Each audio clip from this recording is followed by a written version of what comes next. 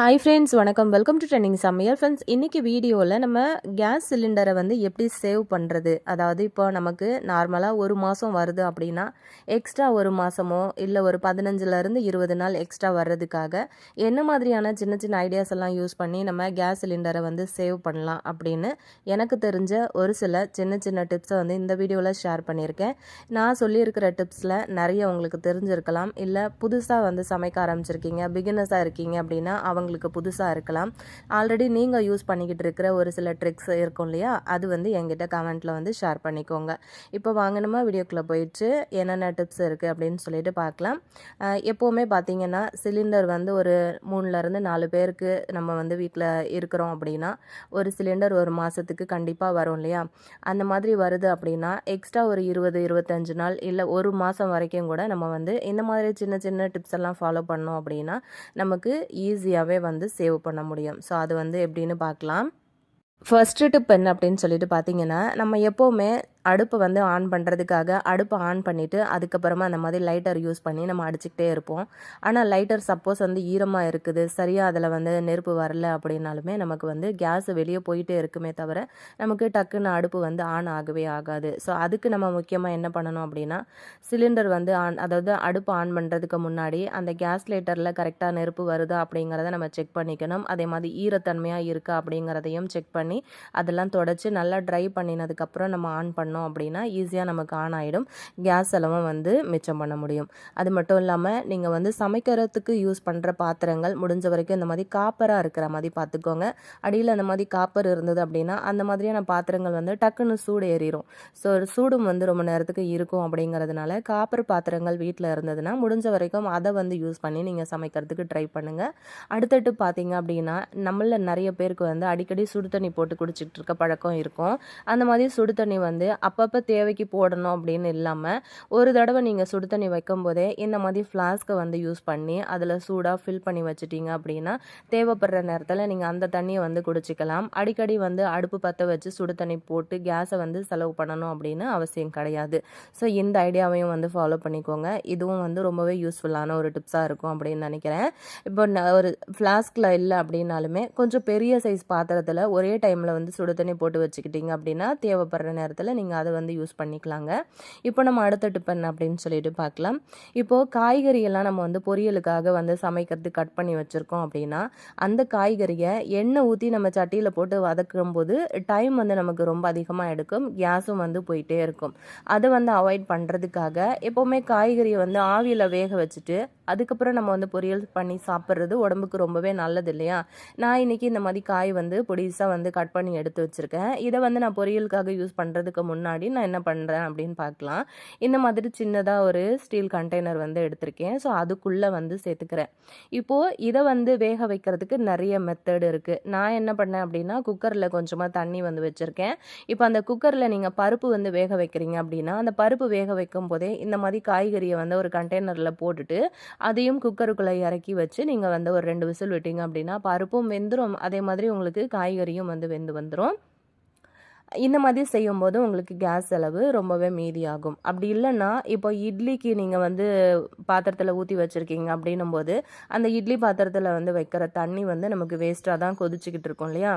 அந்த தண்ணியில் வந்து இந்த மாதிரி காய்கறிகளை வந்து நீங்கள் போட்டு வேக வச்சிங்க அப்புறம் உருளைக்கிழங்கு இல்லை இந்த மாதிரி காய்கறிகள் வந்து வேக வைக்கிறீங்க, இல்லை ஒரு கடலை அந்த மாதிரிலாம் வேக வைக்கிறீங்க அப்படின்னாலுமே உங்களுக்கு ஈஸியாக வந்து வெந்துடும். இட்லியும் வந்து வெந்த மாதிரி இருக்கும், காய்கறியும் வந்து வெந்த மாதிரி இருக்கும். பார்த்திங்கன்னா உங்களுக்கு தெரியும், நான் வந்து ஒரே ஒரு விசில் தான் விட்டேன். அந்த காய் வந்து நல்லாவே எனக்கு வெந்து வந்துருச்சு. அந்த கண்டெய்னரில் சேர்த்துருந்தோம் இல்லையா, ஸோ அது வந்து நல்லா வெந்து வந்துருச்சு.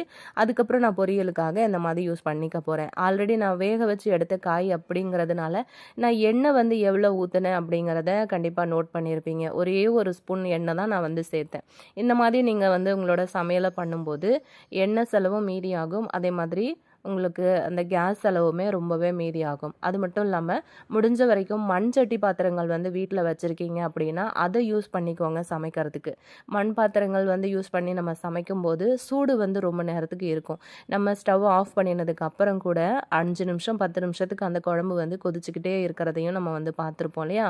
ஸோ அதனால சூடு வந்து நல்லா தாங்கி பிடிக்கும். இந்த மாதிரி பாத்திரங்கள் வந்து யூஸ் பண்ணி நீங்கள் சமையல் வந்து பண்ணும்போது நிறைய உங்களுக்கு வந்து கேஸ் சேவ் பண்ண முடியும்.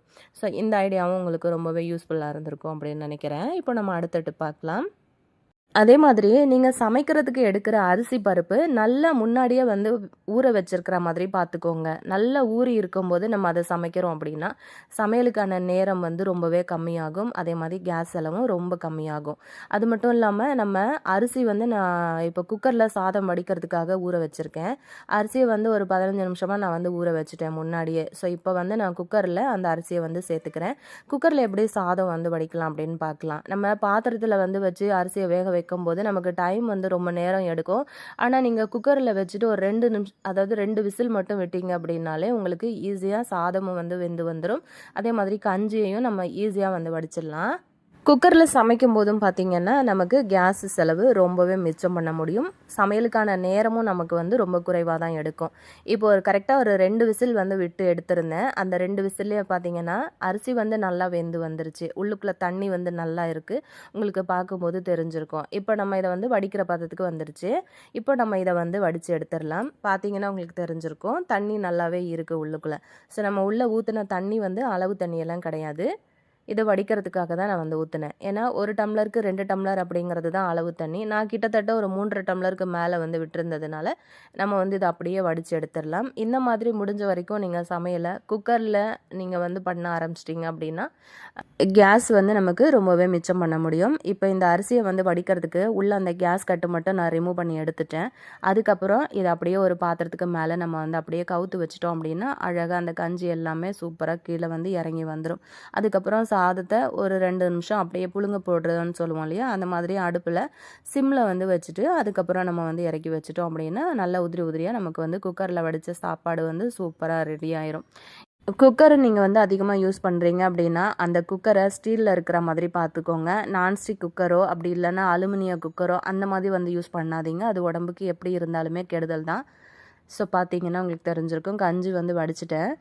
நல்லா ஒரு 2 நிமிஷத்துக்கு நம்ம அடுப்புக்கு மேலே வந்து வச்சு எடுத்துட்டோம் அப்படின்னா அந்த லைட்டாக அங்கங்கே இருக்கிற ஈரம் கூட நமக்கு வந்து நல்லாவே ட்ரை ஆயிரும். நீங்களும் ட்ரை பண்ணி பாருங்கள்.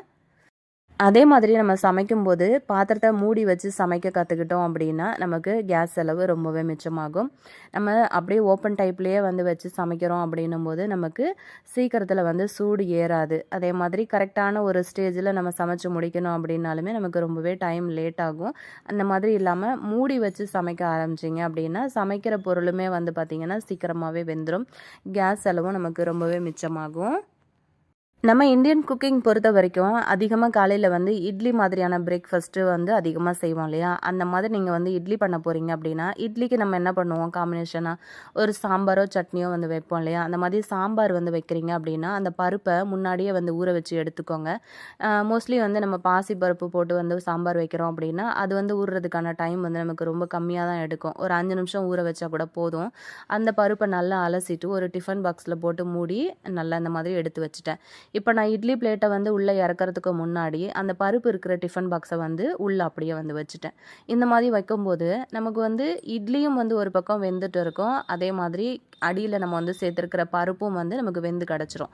இப்போ பருப்பு மட்டும்தான் சேர்க்கணும் அப்படின்னு கிடையாது. ஒரு முட்டை வந்து நீங்கள் வேக போடலாம். அப்படி இல்லைன்னா ஒரு உருளைக்கிழங்கு, ஒரு கடலை, இந்த மாதிரி எது வேணும்னாலும் நீங்கள் வந்து வேக வச்சுக்கலாம். இட்லி வேகிற கேப்பில் வந்து பார்த்திங்கன்னா உங்களுக்கு அழகாக அந்த பருப்பும் வந்து பருப்பு இல்லை காய்கறி எது வேணும்னாலுமே நம்ம சேர்க்குறது எல்லாமே சூப்பராக வெந்து வந்துடும். இப்போ இட்லி வேகிறதுக்குள்ளே அந்த பருப்பு வந்து உள்ளே வச்சுருக்கோம் இல்லையா, அதை வந்து தாளித்து விடுறதுக்காக நான் இன்னொரு பக்கத்தில் இந்த மாதிரி கடாய் அடுப்பில் வச்சு சாம்பாருக்கு வந்து தாளிக்க ஆரம்பிச்சிட்டேன்.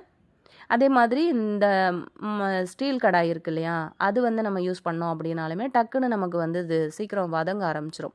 ஹீட் வந்து உடனே அதில் பிடிக்கிறதுனால நமக்கு வந்து அது அதில் சமைக்கும்போது நமக்கு சமைக்கிறதுக்கான நேரமும் வந்து ரொம்பவே கம்மி தான். சீக்கிரமாக நமக்கு வந்து குக் பண்ண முடியும். இப்போ பார்த்தீங்கன்னா நான் வந்து இட்லி வெந்து வந்துருச்சு. இதை வந்து நான் தனியாக எடுத்து வச்சுட்டேன். பருப்பு வந்து வேக வச்சுருந்தோம்ல டிஃபன் பாக்ஸில், அதுவுமே நல்லா வெந்து வந்திருந்ததுன்னு நினைக்கிறேன். ஸோ இப்போ நம்ம வந்து ஓப்பன் பண்ணி பார்த்துடலாம். இப்போ அதுவும் வந்து தனியாக வந்து எடுத்து வச்சுருக்கேன். ஸோ இதை வந்து ஓப்பன் பண்ணோம் அப்படின்னா பாசிப்பருப்பு அப்படிங்கிறதுனால நல்லாவே வந்து வெந்து வந்துருச்சு. இந்த மாதிரி வந்து நீங்கள் இட்லி ஊற்றும்போது இந்த சின்ன சின்ன ஐடியாஸ் எல்லாம் ஃபாலோ பண்ணிங்க அப்படின்னா டைமுக்கு நீங்கள் வந்து சமையலையும் முடிக்க முடியும். அதே மாதிரி உங்களோட கேஸ் சிலிண்டரையும் வந்து ரொம்பவே மிச்சம் பண்ண முடியும். பாருங்கள் பருப்பு வந்து நல்லாவே வெந்து வந்திருக்கு. உங்களுக்கு நான் எடுத்து காட்டுறேன். நல்லா மசிய சூப்பராக வெந்து வந்திருக்கு பூ போல். பார்க்கும்போது உங்களுக்கு தெரியும் பாருங்கள். இப்போ கையில் வந்து ப்ரெஸ் பண்ணி காட்டுறேன். நல்லா சாஃப்டாக குழ குழன்னு வந்து வந்திருக்கு. இப்போ நம்ம அந்த பக்கம் சாம்பாருக்கு தாளித்து விட்டுருந்தோம் இல்லையா, இப்போ இந்த பருப்பை அப்படியே ஒரு மத்தை போட்டு கடைஞ்சிட்டு அப்படியே ஊற்றி விட்டுட்டோம் அப்படின்னா நமக்கு நிமிஷத்தில் சாம்பார் வந்து ரெடி ஆகிடும். ஒரே நேரத்திலே பார்த்திங்கன்னா நமக்கு இட்லி சாம்பார் வந்து ரெண்டுமே வந்து சூப்பராக ரெடி பண்ணிட்டோம். இந்த மாதிரி செய்யும்போது கேஸுக்கான செலவும் வந்து மிச்சமாகும், நமக்கு சமையலுக்கான செலவுமே வந்து மிச்சமாகும். நிறைய பேர் ஆல்ரெடி இந்த ஐடியா வந்து ஃபாலோ பண்ணிக்கிட்டு இருப்பீங்கன்னு நினைக்கிறேன். தெரியாத பிகினர்ஸுக்கு கண்டிப்பாக இந்த ஐடியா ரொம்பவே யூஸ்ஃபுல்லாக இருக்கும்னு நினைக்கிறேன்.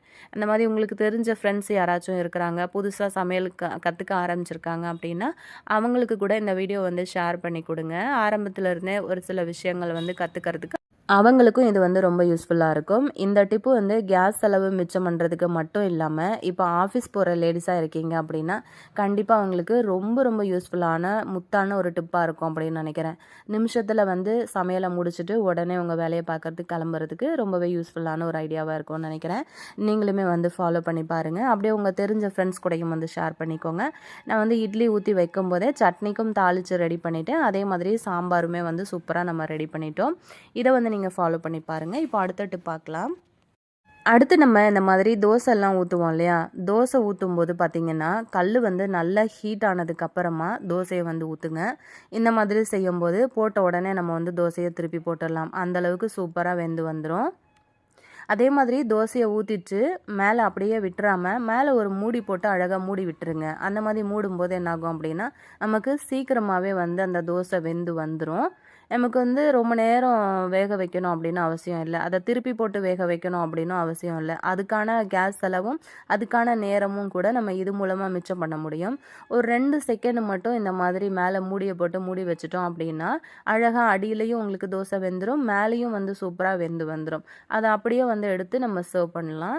ஸோ இந்த ஐடியா உங்களுக்கு ரொம்பவே யூஸ்ஃபுல்லாக இருக்கும்னு நினைக்கிறேன். இதை நீங்களும் ட்ரை பண்ணி பாருங்கள். அப்படியே உங்கள் ஃப்ரெண்ட்ஸ் கூடயும் வந்து ஷேர் பண்ணிக்கோங்க. ஒரு தடவை தோசை ஊற்றும் போதும் இந்த மாதிரி மேலே மூடி வச்சிட்டிங்க அப்படின்னா நல்லா அடியில் வந்து உங்களுக்கு மொறுமொறுன்னு சூப்பராக வரும். அதே மாதிரி மேல் பக்கமும் வந்து சூப்பராக உங்களுக்கு வெந்து கிடச்சிரும். ஸோ ஒரே சமயத்தில் இந்த மாதிரியான ஈஸியான வேலைகளை வந்து குயிக்காகவே வந்து முடிச்சிடலாம். உங்களோட கேஸையும் வந்து சேவ் பண்ணிக்கலாம், நேரத்தையும் வந்து சேவ் பண்ண முடியும். இந்த மாதிரி சின்ன சின்ன ஐடியாஸ் எல்லாம் நம்ம வந்து மாதக்கணக்காக யூஸ் பண்ணிக்கிட்டே வந்தோம் அப்படின்னா நம்மளோட கேஸ் சிலிண்டர் அப்படிங்கிறது கண்டிப்பாக கொஞ்ச நாளுக்கு எக்ஸ்ட்ராவே வந்து வரும். இந்த மாதிரி தோசை ஊற்றி முடிச்சதுக்கு அப்புறமா அந்த கல்லை வந்து அப்படியே விட்டுறாதீங்க. வீட்டில் பால் அந்த மாதிரி வச்சுருப்போம் இல்லையா, அந்த பாலை வந்து ஹீட் பண்ணுறதுக்காக அந்த சூடான தோசைக்கல்லுக்கு மேலே அதை வந்து எடுத்து வச்சுக்கலாம். தேவைப்பட்டுச்சு அப்படின்னா ஒரு குழம்பு சூடு பண்ணுறதுக்கு கூட நீங்கள் இதை வந்து யூஸ் பண்ணிக்கலாம். இல்லைனா ஒரு கிண்ணத்தில் சுடுதண்ணி போட்டு வைக்கிறதுக்கு கூட நீங்கள் வந்து யூஸ் பண்ணிக்கலாம். நல்லாவே உங்களுக்கு சூடு அப்படியே வந்து அந்த பால்லையும் வந்து ஏற ஆரம்பிக்கும். ஸோ கண்டிப்பாக உங்களுக்கு இந்த ஐடியாவும் ரொம்பவே யூஸ்ஃபுல்லாக இருக்கும். கேஸை வந்து ரொம்ப சேவ் பண்ண முடியும். இப்போது அடுத்த டிப் என்ன அப்படின்னு சொல்லிட்டு பார்க்கலாம். எப்போவுமே நம்ம வந்து ஸ்டவ் ஆன் பண்ணினதுக்கு அப்புறமா தான் நம்ம வந்து சமைக்கிறதுக்கான பாத்திரத்தையோ கடாயையோ அதுக்கு மேலே வந்து எடுத்து வைப்போம். அந்த மாதிரி பண்ணாதீங்க. எப்போவுமே ஸ்டவ் ஆன் பண்ணுறதுக்கு முன்னாடியே இந்த மாதிரி அந்த கடாயை அடுப்பில் வச்சுட்டு அதில் நம்ம என்ன சேர்க்கணுமோ அதை சேர்த்துக்கிட்டு ஸ்டவ் வந்து ஆன் பண்ணி விட்டுட்டோம் அப்படின்னா ஒரு துளி கேஸ் கூட உங்களுக்கு வந்து வீணாக போகவே போகாது. எடுத்த உடனே ஹை ஃப்ளேம்லையும் வந்து வைக்காமல் கொஞ்சம் மீடியமான ஃப்ளேமில் வச்சே நம்ம வந்து சமைக்க ஆரம்பிச்சிட்டோம் அப்படின்னா நமக்கு ஒரே ஈவனாக எல்லா பக்கமும் அந்த ஹீட் வந்து பட்டு நமக்கு சீக்கிரமாகவே அது வந்து வெந்து வரும். நான் இந்த மாதிரி வேர்க்கடலை வறுக்கிறேன் இல்லையா, ஒரே ஈவனாக எனக்கு சூப்பராக வந்து வறுபட்டு வந்துச்சு. சீக்கிரமாக நம்ம வந்து இந்த வேர்க்கடலையை வறுத்து எடுக்கணும் அப்படிங்கிறதுக்காக நான் எடுத்த உடனே ஹை ஃப்ளேமில் நான் வந்து வச்சுட்டேன் அப்படின்னா நாலா பக்கமும் அந்த கேஸ் வந்து போயிட்டே இருக்குமே தவிர நமக்கு உள்ளுக்குள்ளே சேர்த்துருக்கிற பொருள் வந்து நமக்கு சீக்கிரமாக தீஞ்சு தான் போகுமே தவிர உள் பக்கமாக அது வந்து வெந்து வரவே வராது. ஸோ இந்த ஐடியாவையும் வந்து முன்னாடியே நீங்கள் வந்து ஃபாலோ பண்ணிக்கோங்க. இப்படி வந்து செஞ்சிங்க அப்படின்னா ஒரே ஈவனாக கடலையும் வந்து வறுபட்டு வந்துடும். அதே மாதிரி எல்லா பக்கமும் நெருப்பு வந்து மெல்லிஸாக ஒரே ஈவனாக படுறதுனால நமக்கு வேலையும் வந்து சீக்கிரமாக முடிஞ்சிடும். கண்டிப்பாக ட்ரை பண்ணி பாருங்கள். அடுத்த டிப் என்ன அப்படின்னு சொல்லிட்டு பார்க்கலாம். எப்போவுமே வந்து சிலிண்டர் நீங்கள் சமைச்சு முடிச்சிட்டிங்க அப்படின்னா சிலிண்டர் வந்து ஆஃப் பண்ணி வைக்கிறதுக்கு மறந்துடாதீங்க. சிலிண்டர் வந்து ஃபுல்லாக க்ளோஸ் பண்ணி ஆஃப் பண்ணி வைக்கும்போது சிலிண்டர் அந்த லீக் ஆகிறதையும் நம்ம வந்து அவாய்ட் பண்ண முடியும். அது மூலமாக கூட நமக்கு நிறைய கேஸ் வந்து வெளியே போகும். அது மட்டும் இல்லாமல் அடுத்த டிப் என்னன்னு பார்த்தீங்கன்னா, சமைக்கும்போது பார்த்தீங்கன்னா சிலிண்டர் நம்ம ஓப்பன் பண்ணுவோம் இல்லையா, ஃபுல்லாக ஓப்பன் பண்ணி வைக்காதீங்க. ஒரு பாதியில் வந்து ஓப்பன் பண்ணி வைக்கும்போது கேஸ் வந்து நமக்கு மெல்லிஸாக தான் வந்து வரும். ஸோ நீங்கள் ஃபுல்லாக ஓப்பன் ஓப்பன் பண்ணி வச்சிட்டிங்க அப்படின்னா ரொம்ப ஃபோர்ஸாக நமக்கு வந்து கேஸ் வெளியில் வரும். அந்த மாதிரி பண்ணாமல் பாதியில் ஓப்பன் பண்ணி வச்சிங்க அப்படின்னா மெல்லிஸாக வந்து கேஸ் வந்துகிட்டு இருக்கிறதுனால நமக்கு அதிகமான கேஸும் வந்து வெளியில் போகாது. ஸோ இந்த மாதிரி செய்யும்போது நம்ம கேஸை வந்து ரொம்பவே சேவ் பண்ண முடியும். இன்றைக்கி இந்த வீடியோவில் நான் ஃபாலோ பண்ணுற குட்டி குட்டி டிப்ஸ் வந்து உங்ககிட்ட ஷேர் பண்ணேன். ஸோ உங்களுக்கு வந்து தெரிஞ்ச டிப்ஸ் ஏதாவது இருந்தது அப்படின்னாலுமே அதையும் வந்து கமெண்ட்டில் சொல்லுங்கள். வீடியோ பார்க்குற நிறைய பேருக்கு அது ரொம்பவே யூஸ்ஃபுல்லாக இருக்கும்னு நினைக்கிறேன். இந்த வீடியோ பிடிச்சிருந்ததுன்னா அப்படியே வீடியோவை லைக் பண்ணிவிட்டு உங்கள் ஃப்ரெண்ட்ஸ் கூடயும் வந்து ஷேர் பண்ணிக்கோங்க. இதே மாதிரி யூஸ்ஃபுல்லான இன்னொரு நல்ல பதிவில் நான் உங்களை திரும்ப மீட் பண்ணுறேன் ஃப்ரெண்ட்ஸ். தேங்க்யூ.